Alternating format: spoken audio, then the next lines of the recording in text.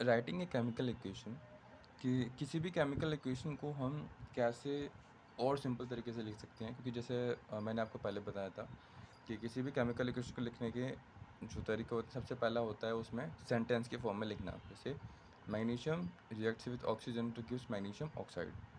Okay, उससे simple तरीका होता है हम उसको लिखें वर्ड इक्वेशन की फॉर्म में, जैसे magnesium plus oxygen gives magnesium oxide. और सबसे सिंपल तरीका जो होता है, simplest way to write a chemical equation, वो क्या होता है कि हम उसको लिखते हैं with the use of chemical formula, कि उसके केमिकल फार्मूले को यूज़ करते हुए हम उसको लिखते हैं। जैसे यहाँ पर देखेंगे एग्जांपल, मैग्नीशियम का जो केमिकल फार्मूला होता है वो होता है Mg, ऑक्सीजन का O2 गिव्स MgO।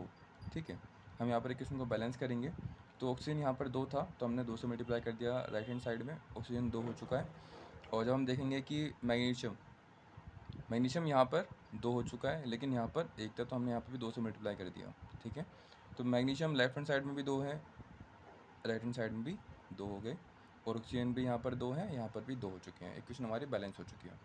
ठीक है, अभी एक ध्यान देने वाली बात क्या है कि एक क्वेश्चन जो एग्ज़ाम में पूछा जाता है और इम्पोर्टेंट होता है ये, कि स्केलेटल केमिकल इक्वेशन किसे कहते हैं, what is skeletal chemical equation.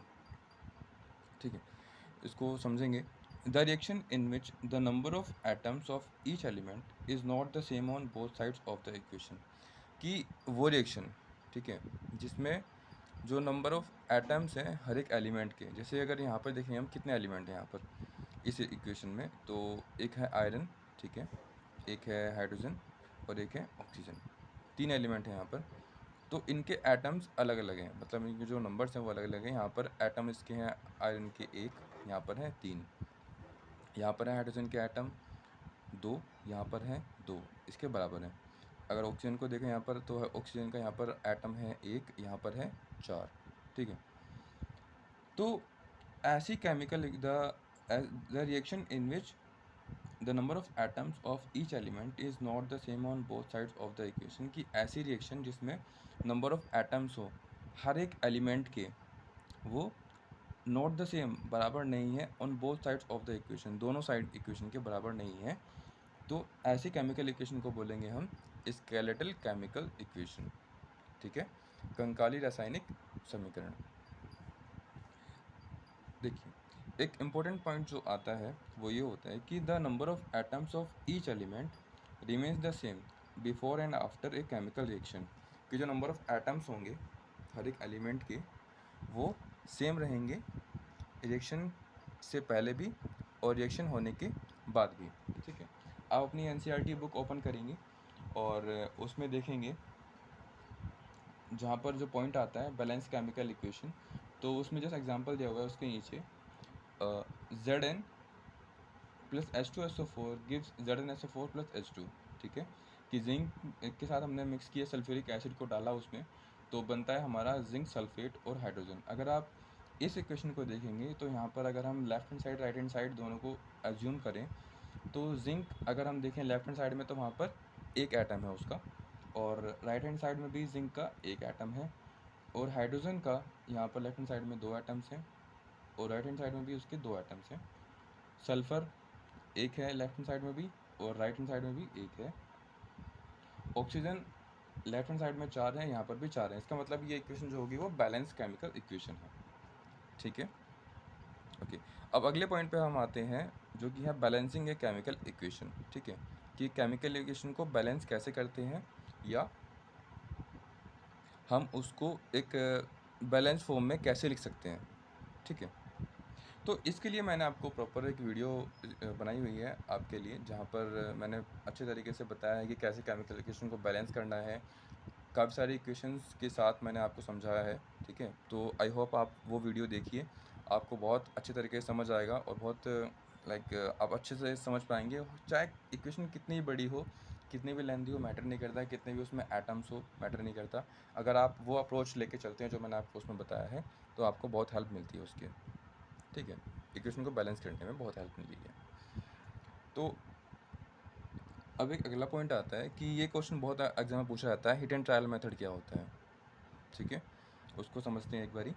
The method of balancing chemical equations in which we make trials, मतलब एक वो मेथड इक्वेशन को बैलेंस करने का, संतुलित करने का इक्वेशन को, जिसमें हम ट्रायल करते हैं। ठीक है, हम ट्रायल्स कर रहे हैं to balance the equation by using smallest whole number as coefficient, कि हम छोटे से छोटे होल नंबर को लेंगे, उसको कोफिशिएंट के फॉर्म में हम मल्टीप्लाई करेंगे, गुणांक के फॉर्म में मल्टीप्लाई करेंगे उसको, जिसको हम बोलते हैं हिट एंड ट्रायल मेथड, इस मेथड को।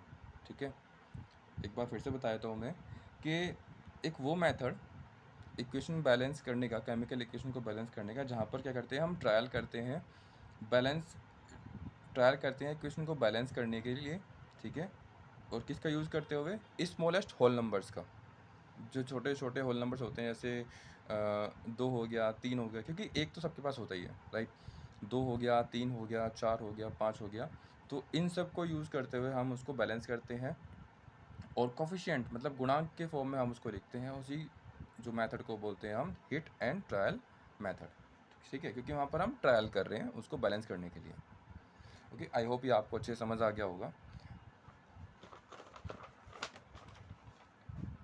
Okay, to make a chemical equation more informative, ठीक है, कि किसी भी रासायनिक समीकरण को ज़्यादा इन्फॉर्मेटिव बनाने के लिए, कि हमें उसको देखते ही समझ आ जाए कि हाँ इस रिएक्शन में क्या हो रहा है, तो इसके लिए क्या करते हैं कि फिजिकल स्टेट जो होती हैं उनकी, वो मेंशन कर दी जाती हैं रिएक्टेंट्स या प्रोडक्ट्स की, along with their chemical formula, कि उनके केमिकल फार्मूले के साथ साथ हम उनके जो फिजिकल स्टेट हैं, कि वो सॉलिड है, लिक्विड है या गैस है, उसको हम लिख देते हैं उनके केमिकल फार्मूले के साथ साथ, चाहे वो रिएक्टेंट्स में हो चाहे प्रोडक्ट्स में हो, जिससे कि हमें रिएक्शन देखते ही समझ आ जाए। तो आपने देखा होगा कि जो गैसेस स्टेट होती है, ठीक है, उसको हम लिख देते हैं जी। ठीक है, लिक्विड को लिख देते हैं हम एल, और एक्वस को लिखते हैं हम ए क्यू, सॉलिड को लिखते हैं हम एस। ठीक है, तो ये तीनों बहुत सिंपल है, गैसियस, लिक्विड, सॉलिड, पर लेकिन जो कन्फ्यूजन होती है वो एक्वस में होती है कि एक्वस क्या होता है। ठीक है, बहुत सिंपल है, एक्वस को लिखते हैं हम ए क्यू, जिसका मतलब होता है सॉल्यूशन इन वाटर, मतलब कि उस पर्टिकुलर रिएक्टेंट या प्रोडक्ट का सॉल्यूशन है वाटर के अंदर, जो उसमें हम लिख रहे हैं उसको ए क्यू। ठीक है, ओके, तो कई बार क्या होता है कि कुछ रिएक्शन अपने आप नहीं हो पाती। ठीक है, उसमें हमने उस रिएक्शन को करने के लिए कुछ चेंजेस करने पड़ते हैं, जहाँ पर हम क्या करते हैं कि या तो उस रिएक्शन में हम टेम्परेचर बढ़ा देते हैं, ठीक है, या प्रेशर में चेंज करते हैं, या फिर कोई कैटलिस्ट ऐड कर देते हैं, जिससे कि वो रिएक्शन हो जाती है। जैसे यहाँ पर देखेंगे आप, यहाँ पर है कार्बन मोनोऑक्साइड, जो कि है गैस। ठीक है, और इसमें हमने मिक्स किया है हाइड्रोजन को, जो कि है गैस, और साथ में हमने क्या किया, यहाँ पर हम प्रेशर हमने बढ़ा दिया, 340 एटमॉस्फेरिक प्रेशर हमने क्रिएट कर दिया। ओके, तो उससे बनता है CH3OH, मिथेनॉल बन जाता है, जो कि होता है लिक्विड। तो ये चीज़ आपने 9th क्लास में ही पढ़ी होगी, आपने पढ़ा होगा 9th क्लास में, कि जब हम जो गैस के जो पार्टिकल्स होते हैं वो दूर दूर होते हैं, ये आप सब जानते हैं अच्छे से। जब हम उन पे प्रेशर डालते हैं गैस के पार्टिकल्स पे, तो वो थोड़ा पास आ जाते हैं, और जब पास आते हैं तो क्या होता है, जब गैस के पार्टिकल्स पास आ जाते हैं तो उनकी जो नेचर होता है वो चेंज हो जाता है, और वो लिक्विड में कन्वर्ट हो जाते हैं।